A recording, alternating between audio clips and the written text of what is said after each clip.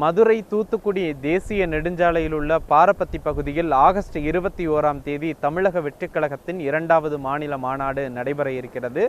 இந்த மாநாட்டிற்கான ஏற்பாடுகள் என்பது ஒவ்வொன்றாக மிக வேகமாக செய்யப்பட்டு வருகிறது.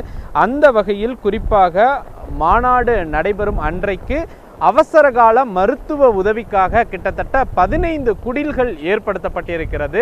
மாநாடு நடைபெறும் இடத்திற்கு லட்சக்கணக்கான ரசிகர்களும் பொதுமக்களும் கட்சியினரும் அதிகமாக வருவார்கள் என்பதால் அசம்பாவித சம்பவங்கள் அல்லது பொதுமக்கள் தள்ளுமுள்ளு காரணமாக காயங்கள் ஏற்பட்டாலோ உடனடியாக சிகிச்சை அளிக்கக்கூடிய வகையில் அவசரகால மருத்துவ உதவி மையங்கள் என்பது ஏற்படுத்தப்பட்டிருக்கிறது.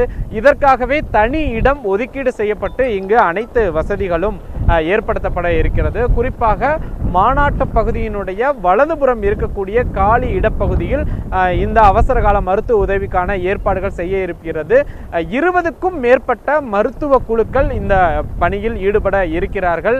ஒரு மருத்துவர், அதே போல 3 உதவியாளர்கள், செவிலியர்கள் என இந்த மருத்துவ குழுக்கள் ஏற்படுத்தப்பட இருக்கிறது.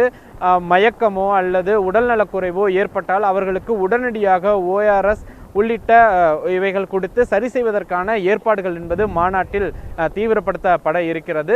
அதே போல மாநாட்டிற்கு 50க்கும் மேற்பட்ட ஆம்புலன்ஸ் வாகனங்கள் கேட்கப்பட்டுள்ளதாகவும் கிட்டத்தட்ட ஒவ்வொரு இடத்திலேயுமே மாநாட்டை சுற்றி ஒவ்வொரு இடத்திலேயுமே 10-10-10 என்ற அடிப்படையில் கழிவறைகள் கிட்டத்தட்ட 60க்கும் மேற்பட்ட இடங்களில் கழிவறைகள் அமைக்கப்பட இருக்கிறது.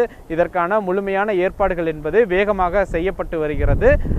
ஒவ்வொரு குறிப்பாக தாவேகா மாநாட்டை பொறுத்தவரை ஒவ்வொரு விஷயத்தையுமே நிர்வாகிகள் பார்த்து செய்து வருகிறார்கள். பொதுமக்களுக்கான அடிப்படை வசதிகள் முழுமையாக இருக்க வேண்டும் என்கிற அடிப்படையில் அவசரகால மருத்துவ உதவி மையங்கள், அந்த குடில்கள் என்பது அமைக்கப்பட்டிருக்கிறது.